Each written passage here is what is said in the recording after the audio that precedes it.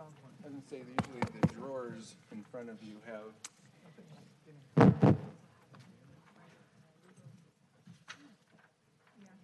So we have reached 5:30, and we have a quorum, so we could go ahead perhaps and call the meeting to order, get started, and then we'll have plenty of time for conversation and discussion when we get to some of the meatier parts of our meeting. First item is to approve the minutes from the September 28th meeting. Second. Any discussion? Okay, all in favor? Aye. Any opposed? Next, approving the disbursements. Do you have any questions or a motion? I just wanted to make mention, hopefully you all saw that included within this month's disbursements, I received from Finance the audit statement for the fiscal year ending June 30th of 2021. So for the fiscal year 2021, it shows the levy fund with a balance of $123,688. And so that is pretty consistent with what expectations with budgeting. You'll see it's just a bit short, but you'll note that it's short because we've had, I don't think it'll work out to be exact numbers, but the shortfall would relate to the owed rent. I mean, and so it's not unexpected here. And significantly more than ending of 20. Yes, yes. And so what you'll see probably at the December meeting, much like previous years, would be I'll present, and you'll have a couple of meetings to look at the operating recommendation for operating budget approval for what would be fiscal year 23.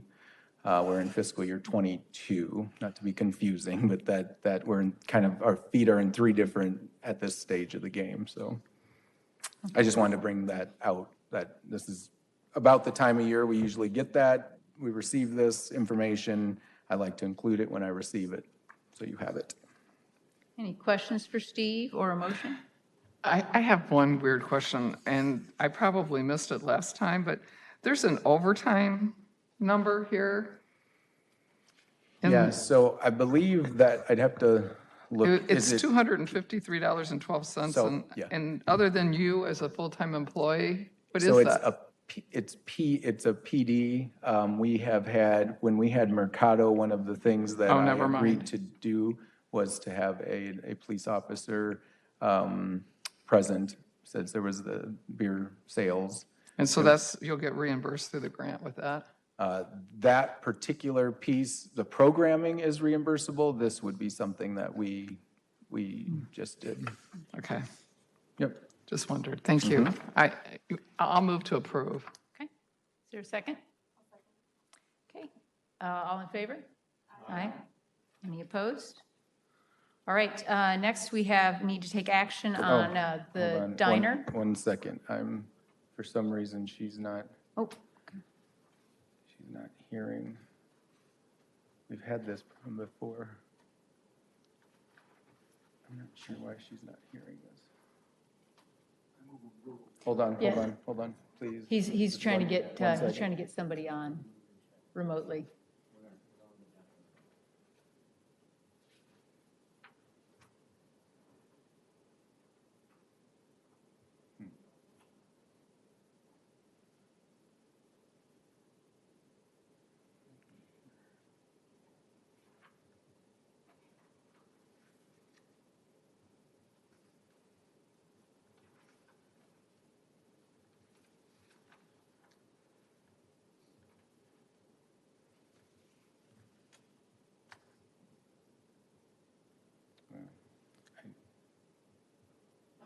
I'm not sure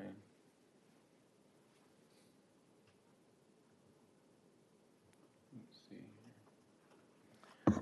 I don't want to hold up. Yeah, I'm not okay. sure why Julie can't She's not hear us. So when I have a minute, I can address that. But okay. So the diner, we're ready Yes, for we are that? at the diner. We do have a motion. Bill Ashton moved to approve. Okay. If we have a second. Okay, do we have any discussion on that? I would just make mention that the discussion at the last meeting was added. Commissioner Ashton mentioned to check with legal about adding some language, and we did in Clause 19, Section B. The last sentence now reads, "Further, in the event of flooding, rent shall be abated during that time period. The leased premises are declared to be unfit for occupancy or deemed unsafe for access." We added those words by any authorized public authority. And so that was added both to the chill agreement that was approved last meeting and then to this one, and it's reflected in the copy you have before you. It's a good addition. Any other discussion? All in favor? Aye. Any opposed? Okay, next we will jump down to projects and start with the flood resiliency study memo. And Steve, I don't know if we'll let you, we were fortunate, Dee and Randall were part of a subcommittee task force, I don't know what we want to call it, to kind of get together and provide some written direction on our thoughts on the study. Steve has done a nice job of putting that together. I think everybody's gotten a copy of it, had a chance to review that. We also wanted to make sure everybody had a chance to see this map, which I think is just tremendously helpful and really gives you the full grasp of the riverfront. But we have time now for any discussion on this. And if people want to, look at the map, if there's anything else people have questions on, this is the time that we can kind of open that up. Yes, so we did.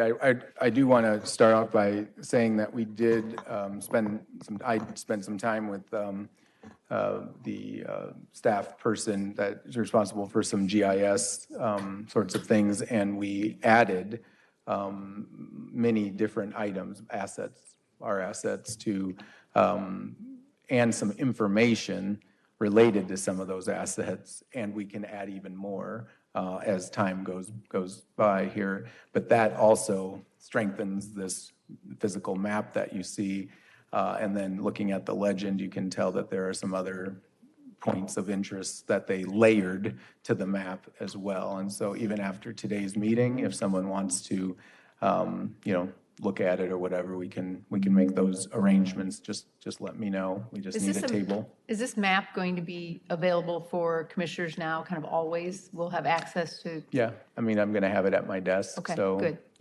I think I'm going to keep it close, I think it'd be better to keep it here and review it in that way. Yes. So, and then from a memo standpoint, just, it is two-sided. I was saving paper. And so this is the product that resulted from a good amount of feedback and a good, healthy discussion at the last meeting when we had Teresa Stadelman with H.R. Green and Clay Merritt here presenting to us and answering some questions. And so this is that result, and the idea will be that once we have just ample discussion this evening, that approval will be sought, and we'll get this distributed to the council and staff, the appropriate staff. So I think it's fair to say, the goal is for us to really provide some input to the city council on the things that we have stewardship over. I'm sure all of us have thoughts on lots of parts of the study that may or may not pertain to what we actually are sort of charged with giving input on. And so I think that is one of the important things to note, that we tried to really stay focused on the things that are Riverfront Improvement Commission responsibilities as we looked at where we wanted to provide comments and recommendations. But I'd just like to open it up to input, conversation, discussions. I have a comment on our letter in Area 2. On the backside, when it says, we believe an engineering study to investigate the feasibility of elevating the area, and we're basically talking from the Lock and Dam westward to even the modern Woodman Park, which includes the Main Street Landing and the LeClaire Park. And I just would like to mention my support for that idea. I think that's a very reasonable thing that we need to do with our development that we have seen and we've talked about in the Main Street Landing area, a many-million-dollar project down the road. And I think the first time you mention any kind of development on the riverfront, the public will say, oh, yeah, that floods. And they immediately foo-foo away whatever you're talking about. So, but the idea and the concept of raising that area so perhaps it won't flood, I think is a very valid point to make to sell the public on developing the riverfront in a way that it won't flood. And again, this is, I think, just suggesting that let's look at a possibility, a feasibility study of what that would take, how much it would have cost. But I think if that were to be able to be accomplished, I think it would be a much easier sell to the public on riverfront development with an area that's not going to go underwater. Yeah, and I think that, I agree wholeheartedly with you, Bill. I think that it may not be that it won't ever flood so much as it would allow us to keep our assets out of the Yes, flood correct. waters and, really focus on how we create the maximum resiliency in those areas. Much quicker recovery. Yes. And less yes, expensive. Yes. Thank you. I did want to comment on it. I think the overall letter really does directly say to the city council, we are very much interested in our stewardship of the river and in resiliency more than in protection per se. We are interested in having a riverfront that can recover from flooding.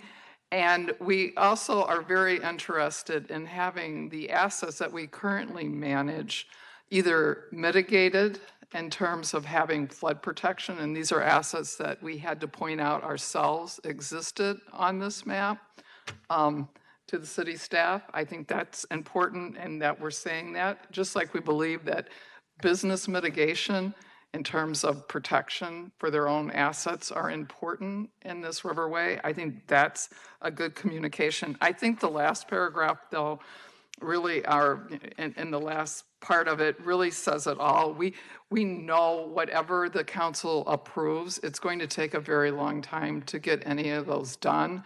We want to be part of that design. We know that the design may in turn null and void some of these projects in terms of their outcomes. I mean, after it's designed, can it really work? Can it really happen the way that this concept is? I think that's one thing. But in the meantime, I think the message of the commission is that we need a good flood fighting plan and we need more people assigned to that flood fighting plan and training of those individuals. I think that to me is one of the key things we need to tell them because that's not in the study. But from my vantage point, it's what we need next spring. It's what we need really just tomorrow and as we go forward, because we have a number of assets, again, in that floodplain, and we need a good plan for them. Thank you. My last thing is that if this memo needs any interpretation, Kelly, I'm not sure how we would go about that, but maybe when you send it, you should ask if they would like us to present it or someone be present to answer any questions about it. It probably should be a commissioner to them, but I think that should maybe be a follow-up. Okay, thank you. Any other comments, discussion? Bill? There you go. Did you? I've got some comments, but I need to clarify to start with. You know, I have a different background than most of the commissioners. I counted them. I think I've worked on 10 major flood protection projects for the Corps. And after I left the Corps, I worked on 2 major ones, real major one in Keokuk around Roquette. So there's some things on the thing I think they ought to correct. There's flood protection, even though Oscar Mayer left, there's complete flood protection around where Oscar Mayer was. And I think people ought to be able to see that. Somebody's going to build a plant or want to build one, and they ought to be able to look at that and know they got flood protection. It also shows, it doesn't show Oscar Mayer. Down at South Concord Street, there's protection around Sears Manufacturing.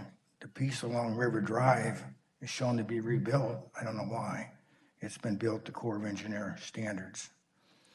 It's correct in the backside of Sears that there isn't flood protection. They show it being rebuilt. There's no flood protection because Sears didn't want flood protection. It needs to be put there because Black Hawk Creek backs up to the level of the river. Dee can talk about Figgy, but Figgy is even though some of it's not correct, Figgy is a good example of the right thing to do to a lot of buildings, and that's to make the building flood-proof. Dee, I'd have to answer. I'm not sure if the parking garage is flood-proofed or not. Every time I was there, they had water in it. So,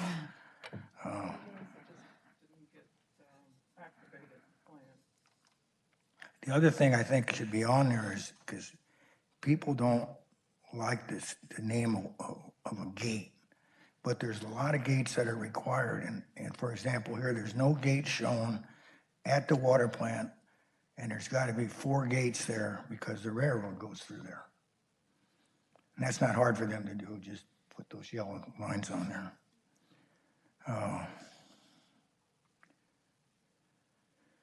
The other thing that's misleading is it shows a dotted line around where there's a sewer project.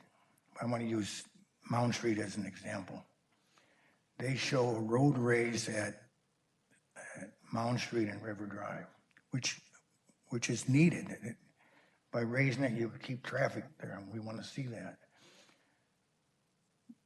But that leads somebody to believe that you're protecting some of the residences or businesses in East Davenport, and you're not.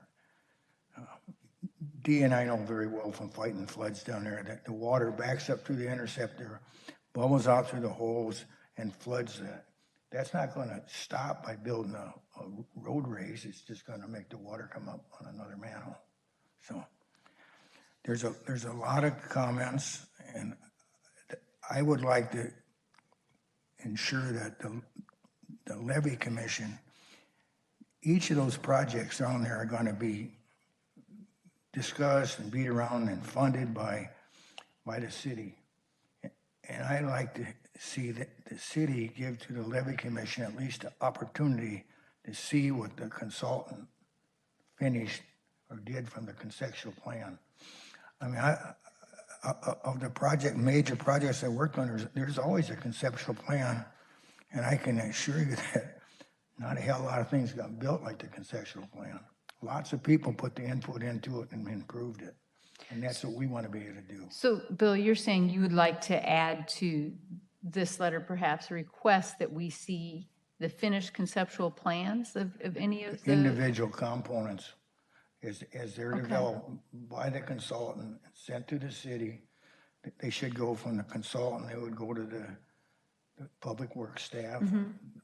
Maybe we work with the public works staff, but make sure that what they're doing is, in our mind, correct and beneficial to the riverfront. So that's where I'm coming from. Got it.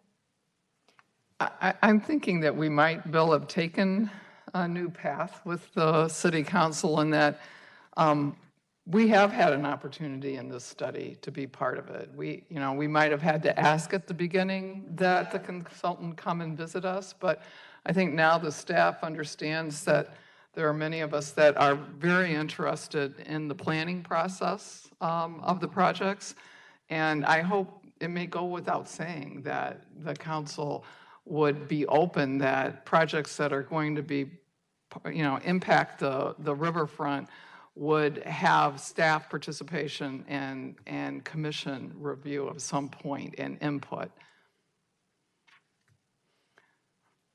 I don't know if we have to say it in the letter. I think we're saying a lot here, actually, between the lines.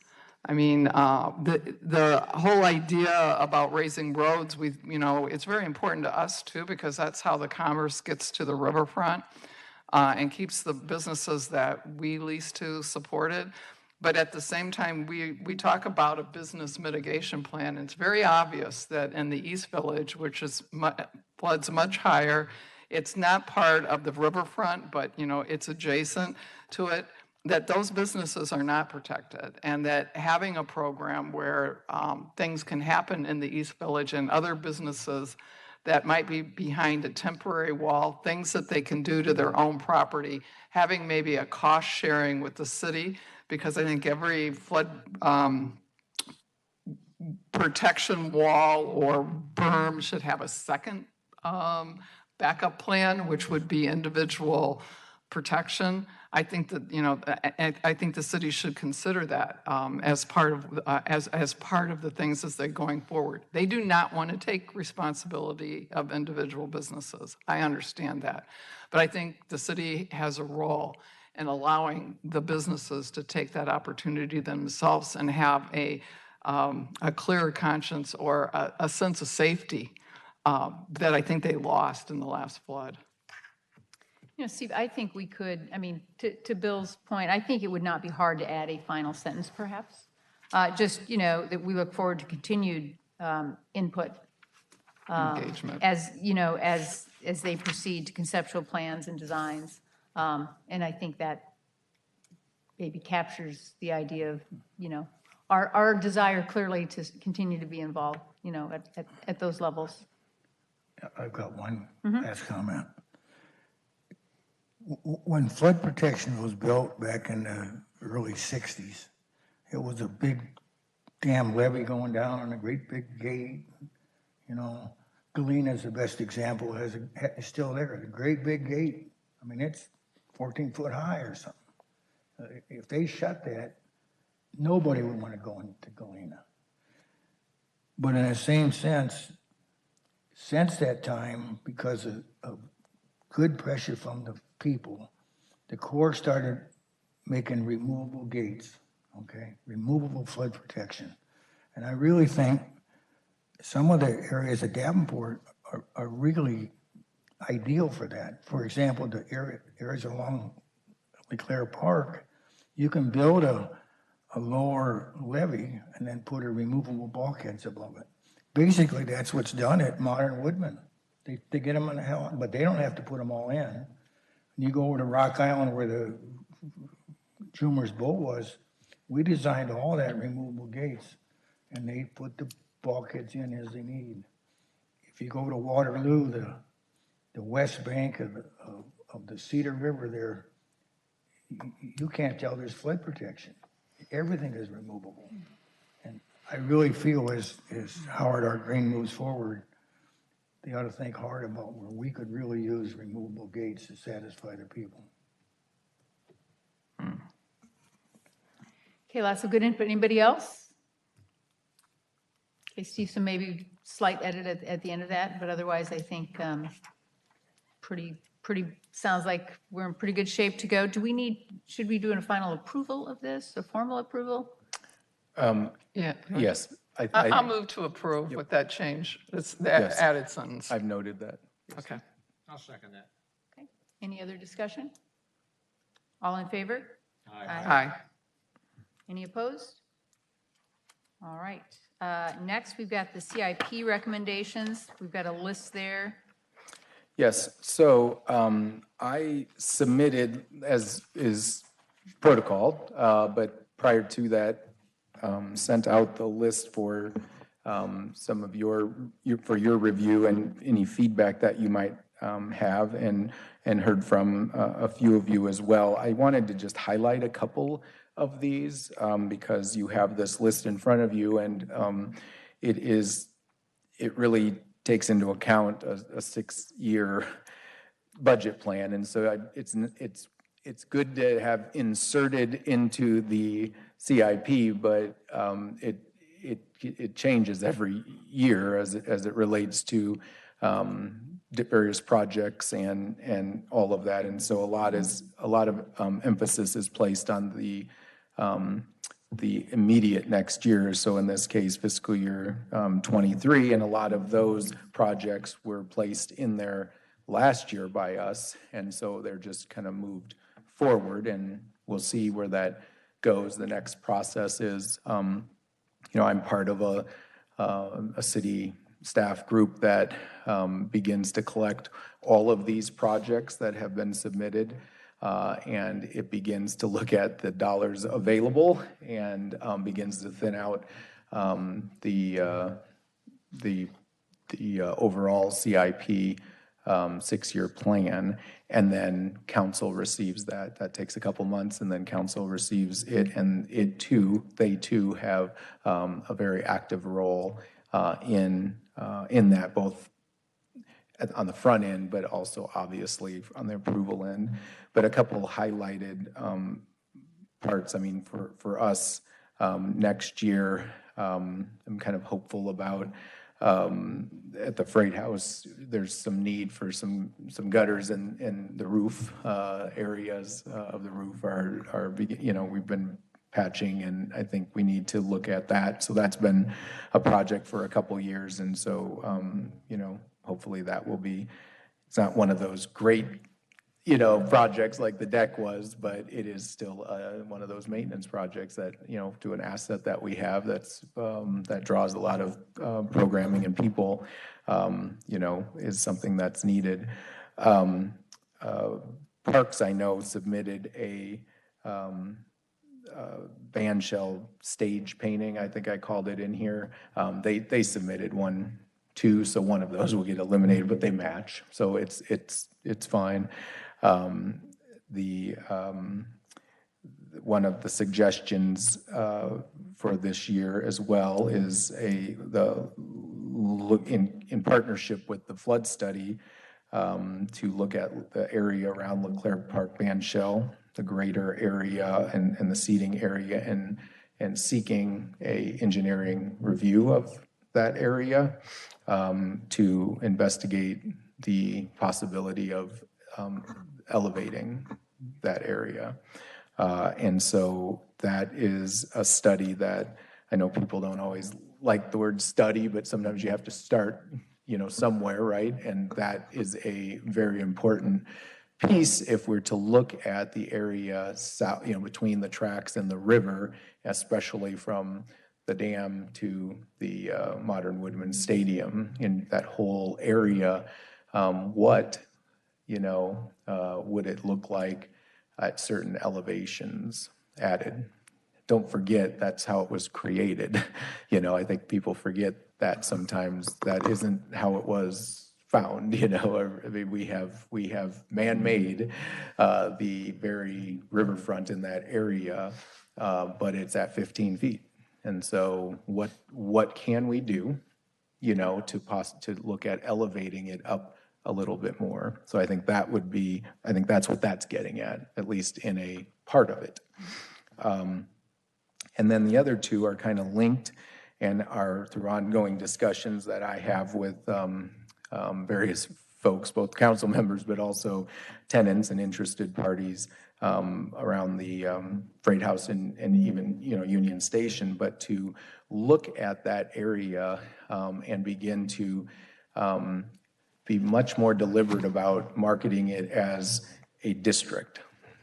So we know that's the Freight House is very recognizable as where the Freight House is, but on either side of it, up to a point, is also recognizable, quite frankly, if you're giving directions or having an event and trying to identify, through wayfinding where to direct traffic or where to tell them where the event is, where to go. And so the idea would be to, I've skipped ahead, but I'll relate it. To have some sort of signage.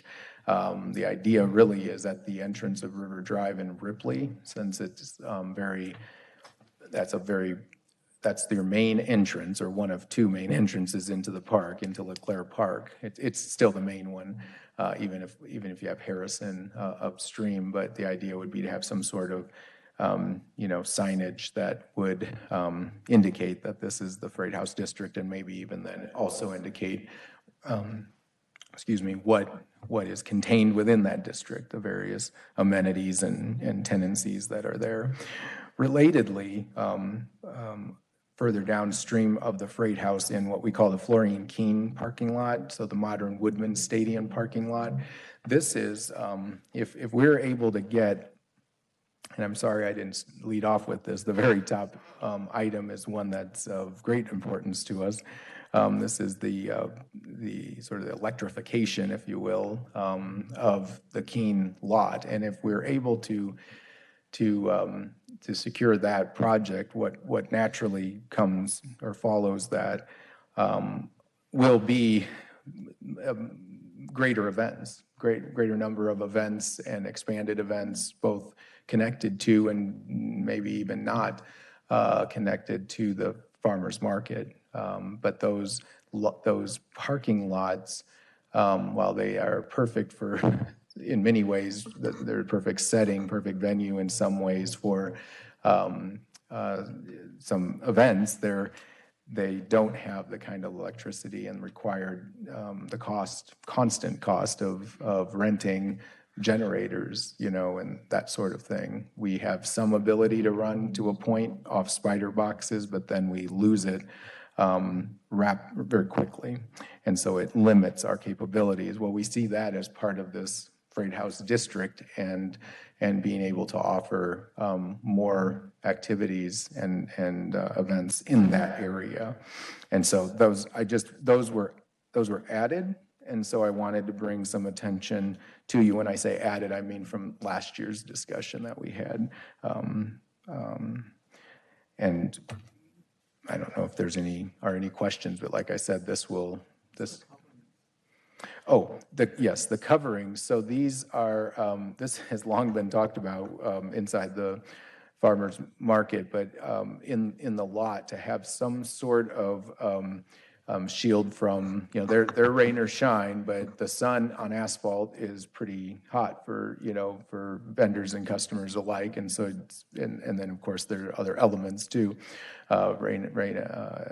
different weather elements. And so some not designed yet, but some sort of thought to some high up coverings that would shield and still contain vendor stalls. I actually went over to the airport to pick someone up recently, in Moline International, Quad City International, and so I didn't realize this, but I stumbled on, I think, very close to what we probably could be looking at, and they actually have some solar powered for the lighting of it, but solar powered rows of the parking lot, of the short-term parking lot area.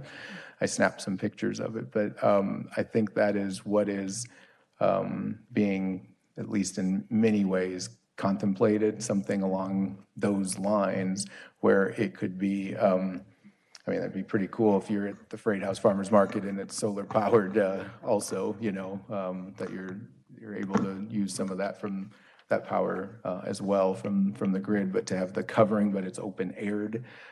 Still, you have vendor stalls that still act as the spaces, the parking spaces within that structure. And so that's kind of the idea. It's probably, that amount is not going to go very far for what I just described, but I think the idea is to start somewhere. So. Okay, any comments on this list? I just have one, and it fails me. We have out in 25 the restrooms for the Freight House, and I forget, the diner restrooms really need an upgrade. Is that something we're working with the tenant with, or is that something that should be a project? It probably, depending on what's contemplated, because we're doing through our budget, our operations, maintenance budget, like replacement of toilets and things like that throughout that building, and throughout actually both there in Union Station, but over the last couple years. And so if it's a wholesale, change where we're talking, sort of new tile and painting and new toilets and new cabinets and, all of that, we're probably looking, and it has to be done all at once, we're probably looking at a CIP project. Yeah, I'm wondering if that shouldn't be looked at, especially in terms of I know you have to take an elevator up there, but the restroom's quite large. It's the same look that I think it was 50 years ago. Yeah. I mean, it needs some, not just updated, but clean finishes. I think COVID's got me or something, clean finishes. Okay. I think that it would, and out there with the restrooms and the farmer market, maybe it can be a joint project out a few years. I mean, I'm not saying tomorrow, but Yeah. I didn't know if Try to we, bump we could work with the diner. But I do think that those could be improved. The ones on the main floor, I don't know. I must be down there too much, but the staff that cleans the restroom for some reason, and I never heard this before in my life, they said the women's restroom are the most difficult bathrooms to keep clean that they've ever worked on. I'm not really sure. I always thought it was the other sex that would have bathrooms that weren't taken care of. But again, I think when we look at those improvements, I mean, there's some rough handling in there that we should be thinking more on that terms of like being in an airport than I got you. being at fine dining, unfortunately. So to that end, I have, on a probably 3 times a year basis, now working with facilities maintenance in the 2 restrooms at least that this can more easily be done, and that's the one of the Freight House Farmers Market on the end, and then also by the brewery. They come in and they, spray it, lack of a better term, spray it down. So sanitize and spray it down, and it's all surfaces that allow for that, and then easy drying or whatever. And so that helps because you are right that the ongoing piece of it, which is in the hands of the tenants, proves to be a challenge, especially as busy as it can be in some of the months. I will say though that my experience there, ironically, is indeed the female gender at those restrooms, far greater problems. So I'm not sure why. So it's a good one to work on. I think Dee wants to be on the subcommittee that works on that. No. I want to be able to go in and like have every stall available to me, and when it's available, I can latch the latch, and the seat stays on the toilet. Yeah. Just small things like that. Just small things like that. I know we're taped. That does go back to those are being replaced, and then so some of those we have those issues with the wobbly. Yes. Okay. So we're addressing those. Yeah, Bill. Yeah, I'm just going to jump on that bandwagon as well. I think, when you go to a restaurant, I think invariably one of the measuring sticks that we have in terms of how well we like a restaurant are the restrooms. How well are they maintained? Are they clean? Are they grundy? And we get either a real positive reflection or mindset on a restaurant based on that. And I think that we kind of laugh, but I really think that it's important. I mean, the restrooms are a very important thing that people maybe judge their freight house experience by restrooms. I think there are some things like item-wise that we need to have a plan that, like I said, replacement plan, that sort of thing. But there's also the piece of the ongoing maintenance of these facilities that currently we have the tenants responsible for. And they're burdened. I mean, the bathrooms that are between the 2 restaurants, the brewery and our Italian restaurant, is used by a lot of people, a lot of public, a lot of stop on bikes, on the bike trail. I mean, it's used by a lot more than those that are giving receipts to the couple of businesses. And I think we want that because that's part of the whole hubbub and it all works really well. And so, to me, that again is probably another bit of a burden there. As a landlord, I see that as we look forward into what these projects are, we should think about the more durable, good-looking but durable finishes that'll make it easier for them to take care of. Good. Any other? Go ahead, Brianna. I'm not going to continue about restrooms. I'm going to go back outside into the parking lot Okay. stuff. I just wanted to kind of mention it. It just got me thinking when you started talking about electrical, things like that in the parking lots. I do know in the next, like, when you look at new cars that are coming out, almost every single car company is coming out with electric models. And I think it would be really worthwhile to kind of get City of Davenport on a very, like you mentioned, solar stuff down in the parking lot. So potentially looking into getting some electric charging stations, Tesla. I don't know if that could be something that Modern Woodman would be, if they wanted to think about adding something like that, or over in the our flex lot space, and just kind of thinking about that stuff along the riverfront. I see more, not just electric cars, but specifically like Teslas and things like that, more and more than I ever have since they came out this past year. So I think that would be something that we could kind of look into. Obviously, it doesn't have to, be immediate, but I think that would be something we could hopefully use to our advantage, making the riverfront more progressive in terms of renewable energy and things like that. Okay, thank you. Anyone else? Okay, Steve, do you need anything with regard to that, or this is just sort of an informational transmittal? Okay. Riverfront Refresh, I'm not sure. Steve maybe Well, just has a quick Yeah, schedule. just very quick, because I am putting together a plan, and this is really the basic message I wanted to leave you with today is very successful 2021 in many measurements, in many ways, number of events, number of people out and about, the varied, the diversity, those kinds of things. And as we are crafting the 2022 schedule already and trying to do the same kind of thing and expand on that, I will be back talking with you about how we best do that, how we look at strengthening programming and getting the word out even more. There are definitely some avenues to pursue in that regard, some creative ones, and also just expanding what is already done. But all the message there is making it easier for people to know about and to attend what amounts to a myriad of free activities on their riverfront.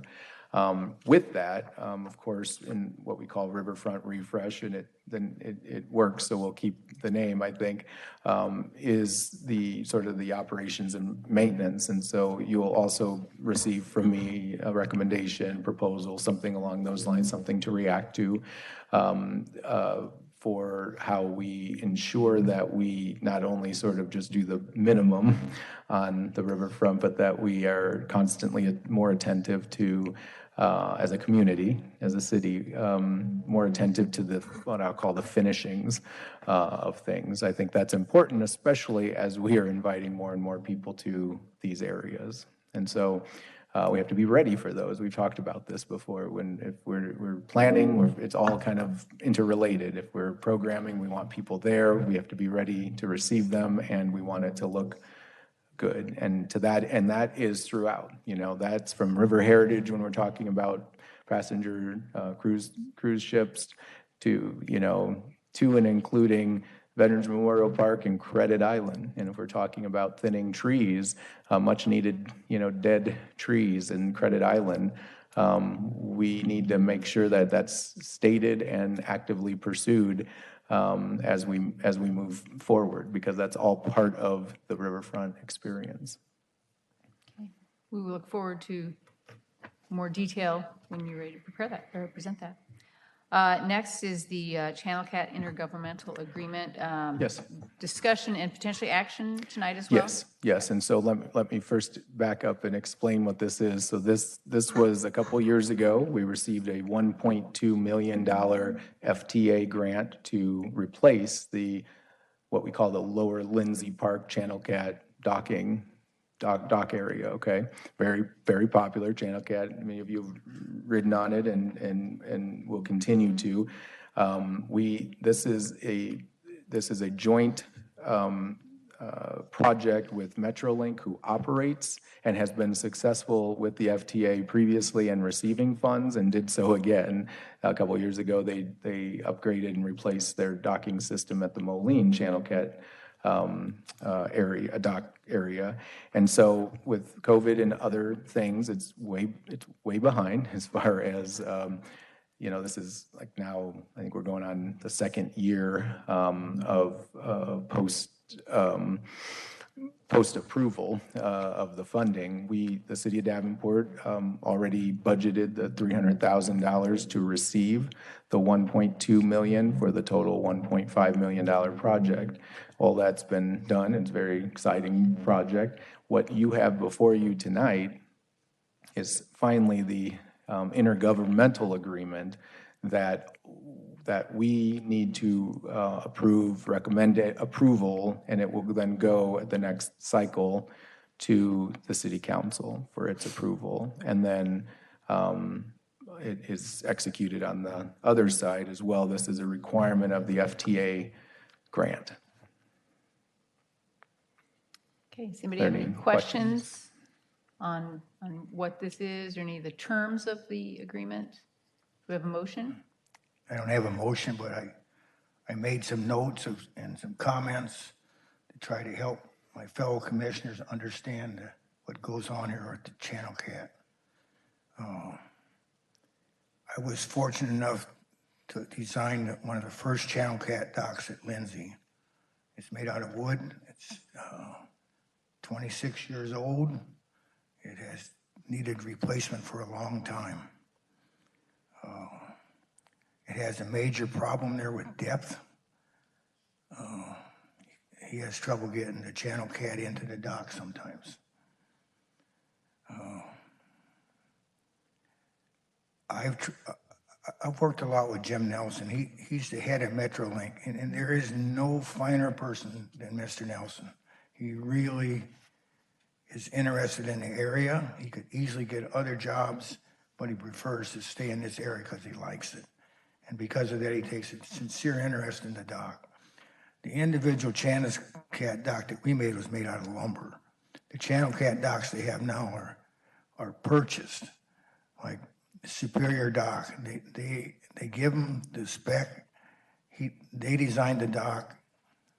They're given to the contractor to buy, and then the general contractor has to get an engineer to analyze every component of that dock. That's really a waste.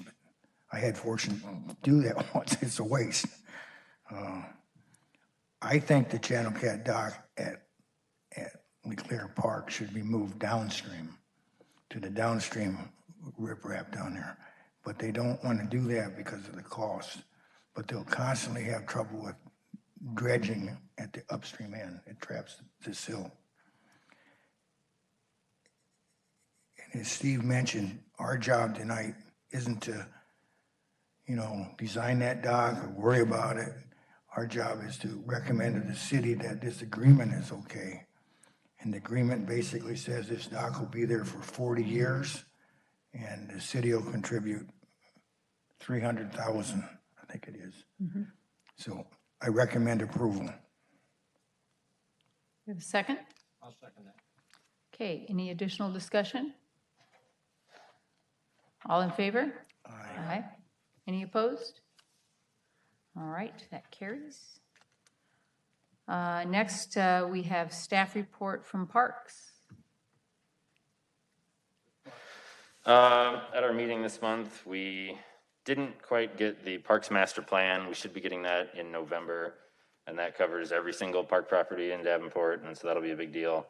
And then the Parks folks are starting to work on a strategic plan and starting to get input on that. And I can't explain to you right this minute what the difference is on that because I just got that email today. But Chad was back at our meeting this past month, and he ran through basically a summary for some of us newer members of all of the properties and different levels of kinds of parks, whether it's neighborhood parks or community parks or regional parks. And so that was a good refresher for some of the new members of the board. But yeah, we look forward to the Parks Master Plan, and I'm sure there'll be some Riverfront connections on that. But otherwise, the meeting didn't refer to too much Riverfront stuff. Okay. Any questions or comments for Chris? Okay, thank you, Chris. Next, I think that's in our, oh, you have one more thing for staff? Okay. Just a couple things from a reporting standpoint that I wanted to mention. I did include, you probably noticed in your packet, the 2022 meeting calendar. So I'd like to try to get that to you sooner. Please note that the next meeting in November, it's scheduled for the 23rd still, but because of the holiday, we're moved to the police station, the police department's community room where we've met before, as city council will be in here. They bumped up their Wednesday meeting that week to Tuesday because of the holiday. Okay, so I just wanted to make mention of both of those. Two other things. One, Chris Kindlemark is back this year after taking a 2020 hiatus. This event is staged at the Freight House and in that Keene parking lot that I talked about earlier. And it is that first weekend in December, the 3rd through the 5th, Friday, Saturday, Sunday of December.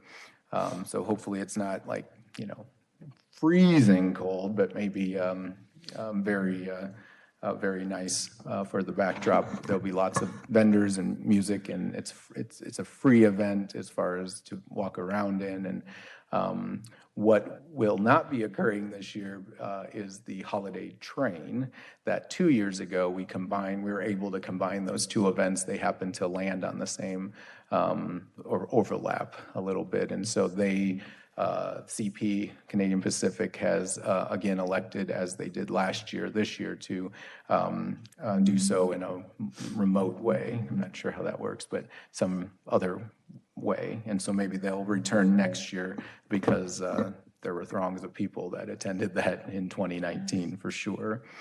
And then one of the things that I wanted to bring to your attention that from a promotion and sort of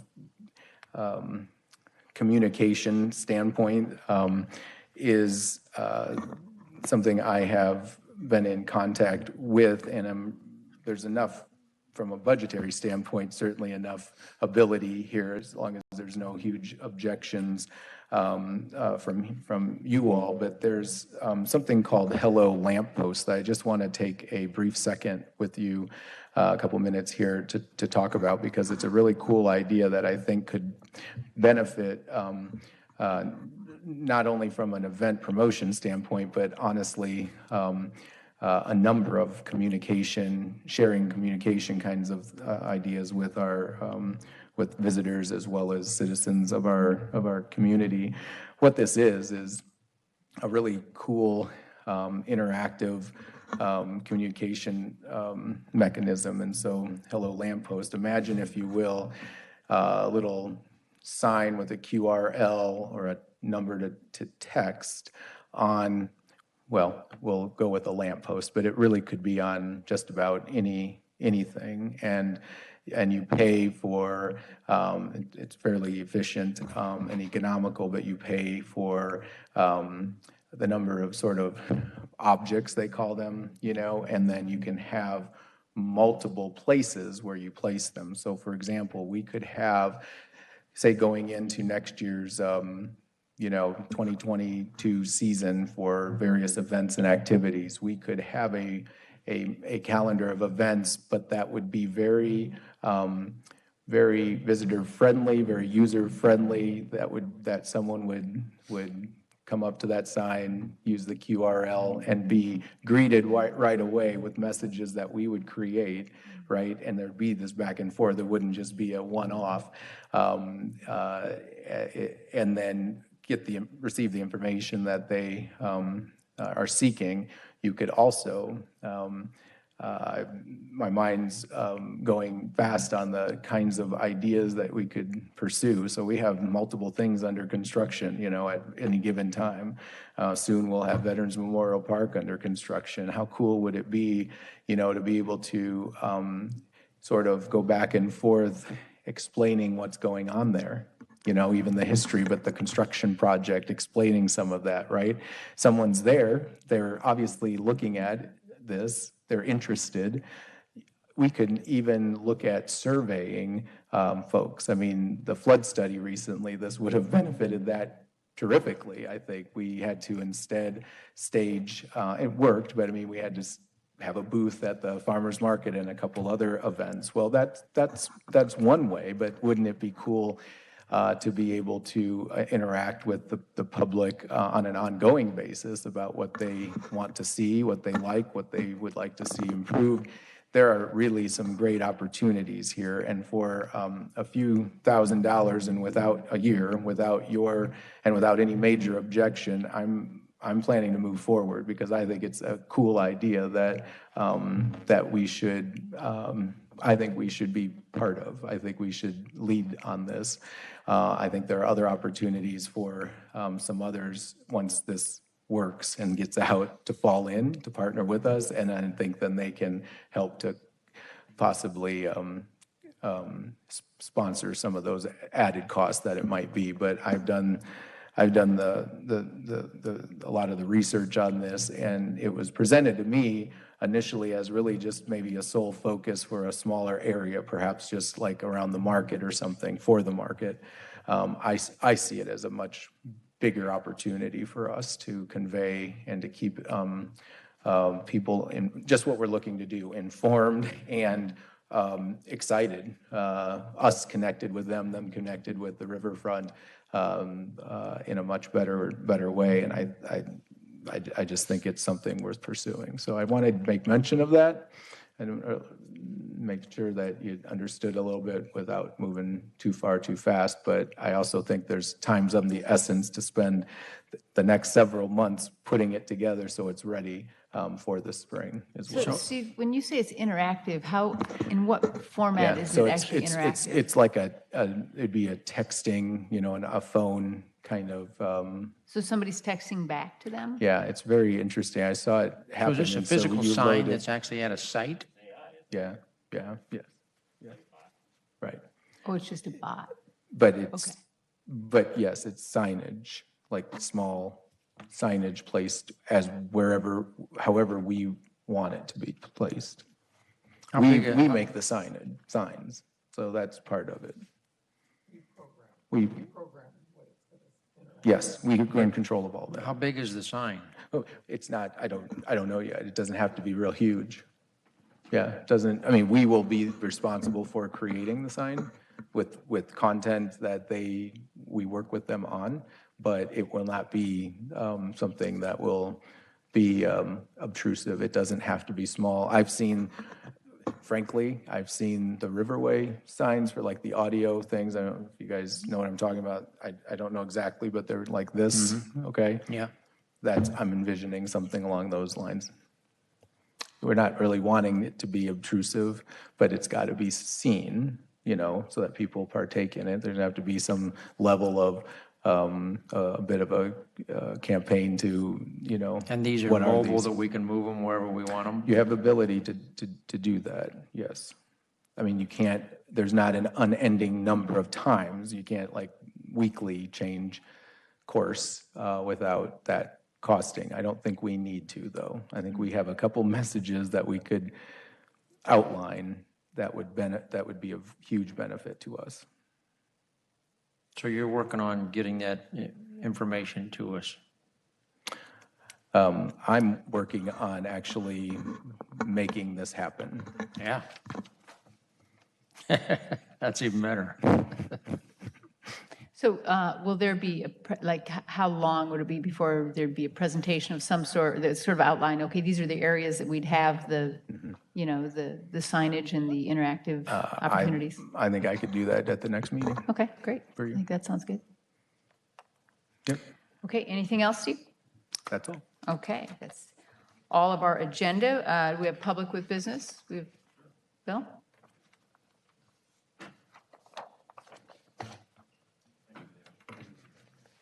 Today, I'll keep it within 5 minutes for sure. Great, thank you. Appreciate your attention. Couple things. Appreciate your willingness to volunteer for the city, and it's very good. Anyway, what I wanted to talk about today is a few odds and ends, and maybe in response to some of the things we were talking about earlier on in the meeting. A couple things I wanted to. The idea about adding additional fill in this area between River Drive and the river. I think everybody knows that needs to be done with the greatest of care, because obviously we're trying to protect our city's assets, but if you add fill indiscriminately, you can see that what it may do, it may cut off and block people's view of the river and access to the river. So I would advise caution to that. I'm sure you will do nothing but that when recommendations would come onto that. So especially about the seating around LeClaire Park, making a hill in front of the park. One of the things that we have right now that's so pleasant about the Freight House, as all of you have done when you're sitting on that beautiful deck that we've got, is you've got probably one of the best views of the river that we have, and you're able to enjoy your meal there. And if we were to create a large hill right there, I could see that a good part of that view would be lost, or could be lost, if it were not done with the greatest of care. So I'd like to warn you about that. Let's see, the idea about the roofed areas in the farmers market area in the Florian Keene. In the long run, I still contend that perhaps we want to look at the relationship between the farmers market and our downtown and the river. If you experience the farmers market in Des Moines, it's very integral with their downtown, whereas ours is somewhat away, and the ballpark, especially in the Florian Keene parking lot, obstructs your view of the river fairly substantially. And many of the great cities in the world, Venice, for example, Piazza San Marco, it's Europe's living room. It started out as a farmer's market, believe it or not, and the idea has been brought up to council a few months ago. Someone said we need to add these new attractions in for example, the playground at the Main Street landing area, so we can draw people that are downtown for the farmers market. Well, wouldn't it be better to draw everyone possibly closer to the downtown? I can see this, and I've said it before, but it's really almost the exact amount of space that we would need, the area between the tracks and River Drive. In the plan that I have right here, which is redesignating US 67 between Gaines Street and the intersection of 3rd and 4th Street with River Drive, changing that from US 67 to a public street between Brady and the intersection of 3rd and River Drive would give us the opportunity on the weekends especially to close down River Drive. Perhaps we could have more street vendors on River Drive right there. You'd have a much better access between all our hotels and all our businesses to the downtown without having to go through a 4-lane street where traffic's going perhaps sometimes in excess of 50 miles an hour. So the other thing is, I think perhaps rather than raising up this entire area, we draw a line in the sand, which would be at the train tracks. So everything north of the train tracks is fully protected. Everything south of the train tracks is a negotiable type of thing. We don't add anything in there that's in a hazard to flooding, but unless there's absolutely a need for it, perhaps a building at the end of the Sky Bridge. And I'm strongly urging that we consider reestablishing Davenport's historic Main Street Landing. Right now we have Main Street Landing in name only, but between Perry Street and Main, we had a 2-block long riverboat landing, which I think, were we to reestablish that, just like Muscatine has a 1-block long version of it, we would have a much stronger access and ability for our visitors to have access right to the river. And the view of the river would be, it'd be as if the river were that much closer to the person looking at it. And in this instance, I'm showing a spectacular fountain between Brady Street and Perry Street. As an example, if you look at Pittsburgh, their Golden Triangle area, they've got a very spectacular fountain there that draws people, many of its residents and many visitors, as it did Joe Helen and I when we visited in May. And a very quick, small thing I think we could do is establish access to our Ferris wheel. Right now, it's only accessed during ball games. The city paid for it, owns it.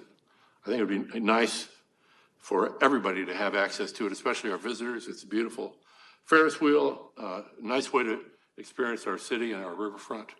I think that's something we could do as a CFP project between now and next summer. And I think a small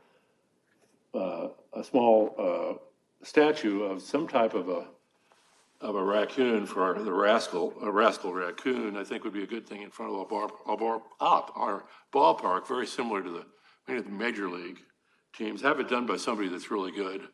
And perhaps, if any of you remember the original mascot back in the early 2000s, it was much more realistic, much interesting. It was very a Disney-like type of thing. The one we have right now is very crude and kind of ugly. And I think anything that's ugly shouldn't have a place on our riverfront. Thanks. Thank you, Bill. Any other business? Second. We are adjourned. Thank you.